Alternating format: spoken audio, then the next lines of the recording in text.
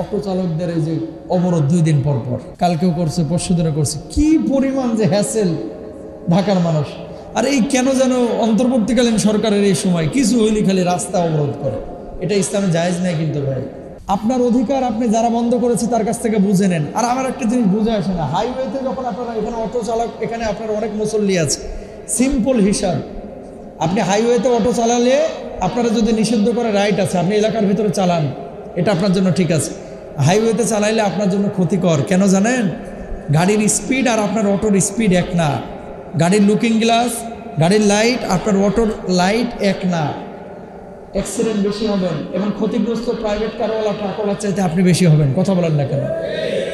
এই জন্য আপনারা বলেন যে ঠিক আছে, যদি নিষিদ্ধ করেন আপনারা হাইওয়েতে নিষিদ্ধ করেন, এলাকার মধ্যে নিষিদ্ধ করেন না। কারা নীতি নির্ধারক? আর আপনি সমস্ত মানুষকে কষ্ট দিয়ে আসলে আটকায় দিবেন, উত্তর আটকায় দিবেন।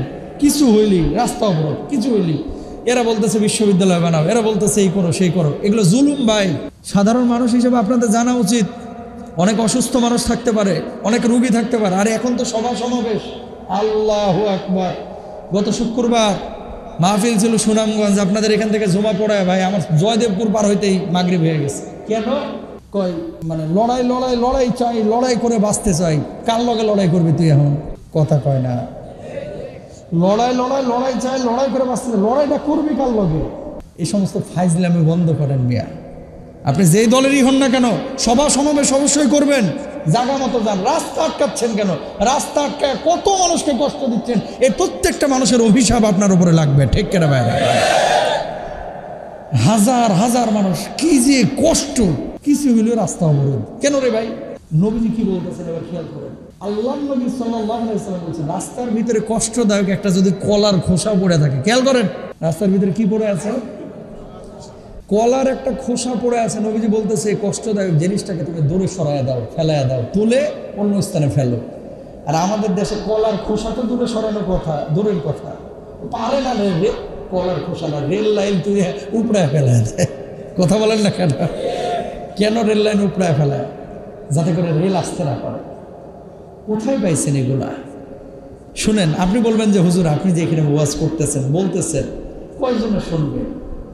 অ্যাটলিস্ট অন্তত আমার মহল্লার এই মসজিদের মুসল্লিরা সচেতন হন ভাই।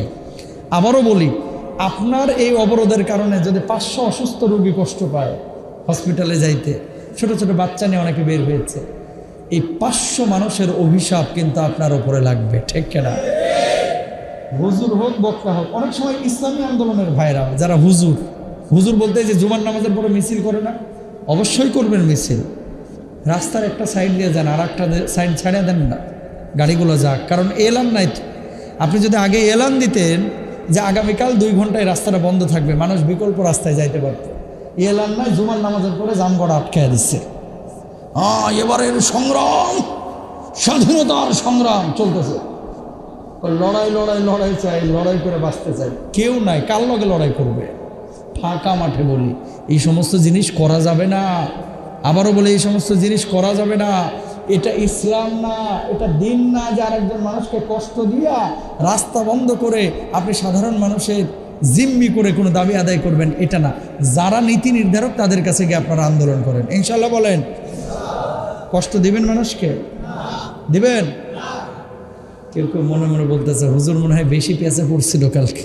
শুধু হুজুর পড়ে নাই, হুজুরের মতো হাজার হাজার লোক পড়ছে, আপনার আশপাশে দেখেন না। বুঝতে পেরেছেন? তাহলে আল্লাহ সুবহানাহু ওয়া তাআলা চক্রান্তকারীদের চক্রান্তকে নস্যাৎ করবেন।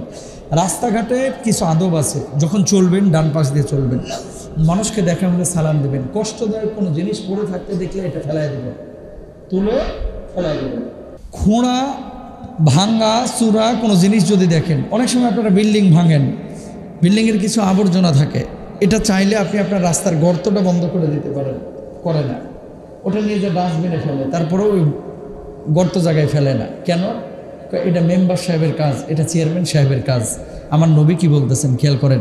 ওই গর্তটা ভরাট করার কারণে যে 500 মানুষ, 500 রিক্সাওয়ালা, ভ্যানওয়ালা, অটোওয়ালা, এরা যে উপকারটা পাইল, যত মানুষ ওই পথ দিয়ে হেঁটে যাবে প্রত্যেকটা কদমে কদমে আল্লাহ তাআলা তার আমল নামায় সওয়াব লিখে দেবে।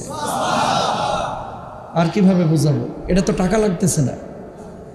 আপনার এলাকাতে অনেকে কনস্ট্রাকশনের কাজ করে, যদি একটা ইটার টুকরা অথবা এই যে রাবিশ টাবিশ যেগুলো আছে এগুলো নিয়ে এসে আপনি গর্তটাকে কি করে দিলেন, ভরট করে দিলেন।